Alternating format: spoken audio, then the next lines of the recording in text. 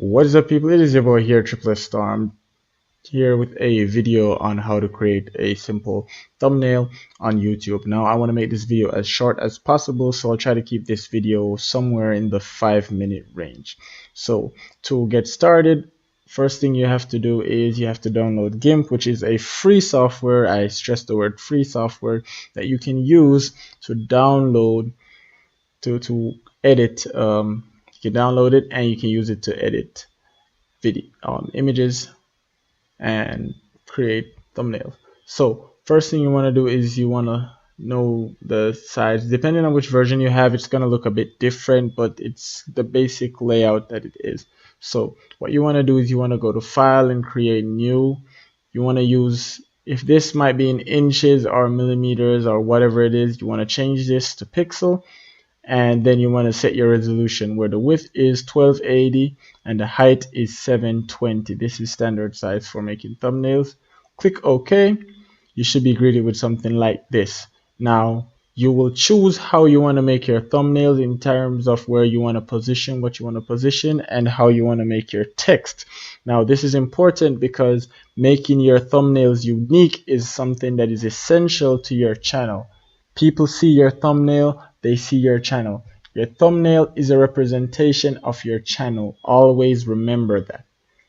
Like for example, with my thumbnail is a representation of UBTubical TV. There's the black and the red and it is white. That is a representation of my channel, right? So quickly close that, and now back to your thumbnail. So let's say you want to use a image. So let's say, for example, let's choose this one. So you want to use this image and you drag it and drop it to GIMP. Now it is going to load. This pops up depending on the types of colors that are used. You can either convert them or you can keep them. If you keep them, it will keep the original colors, and if you use convert, it will convert them to colors that are easier for GIMP to handle. Now there we go, it is converted. Now what you want to do now is, after you've imported this image, now what you can do is you can add another image to it. So let's say, for example, I add, let's say, looking for something good here. Let's say I add this Joy-Con Nintendo Switch. So I add this here and it is huge. So what you can do is you can go to this tool here, which is the scale tool, click on the image, and you will be able to scale this image down and click scale. Now from here you can go to the move tool, which will be these arrows over here, and you can move it around. Now to get rid of the background, which is probably something that you guys would want to do, you click on the magic tool here or fuzzy tool, and you click and it will highlight everything. Now click on the eraser tool here and then you can erase. Now if you are erasing and you do not see it erasing to the background, what you would want to do is you would go here to where it says these are the layers. So you want to find here the layers, and you want to click on here, and then you're going to right click, go down, and you're going to look to where it says add alpha chart. If it does not highlight like any of these icons, it is already checked, so you would add an alpha chart. If the alpha chart is already checked, then you can just go ahead and start erasing. If you want to increase the size of your brush, you would go to this TV looking thing, which is actually a canvas on a stand, click size and increase the size. Now you've erased all of the unnecessary parts. Now you can click back on your magic tool and click outside of the layer. This box around here is the layer of the object. Click outside the layer to cancel it, or you can use this one and do the outside as well. Now after we have done this, we position this here, and we can use the rotate tool to rotate it, and now We can also add, let's see, let's add something else that's really cool. All right, we can add this Pokeball. So we have now added this Pokeball here. So now what else we would like to do is we would like to add a text. So let's add a text that says new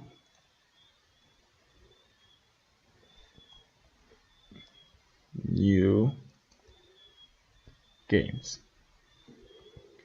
So you can press Control and A, or you can click from one side and drag it across, highlight it. You can make it bold, you can make it italic, you can put lines through it, you can underline it, or you can highlight these and type a letter and change this text or font depending on how you guys like to refer to it.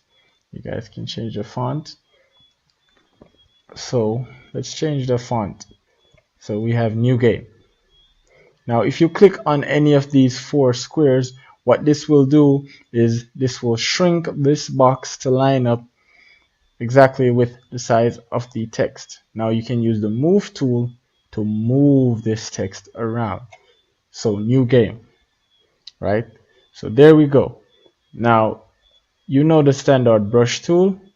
You can use the brush tool to make brushes. Now because we're still on the layer of the where the text is, it will eventually mess up and completely brush out the text, but that's not a problem. You can press Ctrl and Z, or you can undo it, and by finding undo you will go to this option here, and then undo history will be right here, and then in the undo history you can return to a previous point in which you did not do that. Now what you would do is you would return back to layer here, go back to either background, or you can create a new layer and you can do whatever it is that you want on that layer.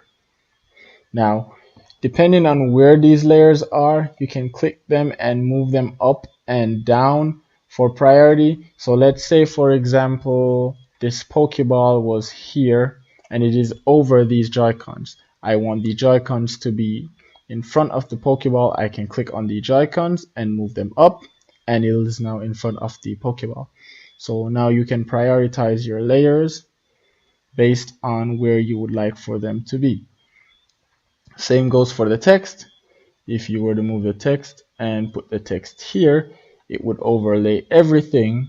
However, if you were to move, let's say, the Pokeball here, the Great Ball there, and this there, it would overlay the text. So whichever text is at top will overlay the others.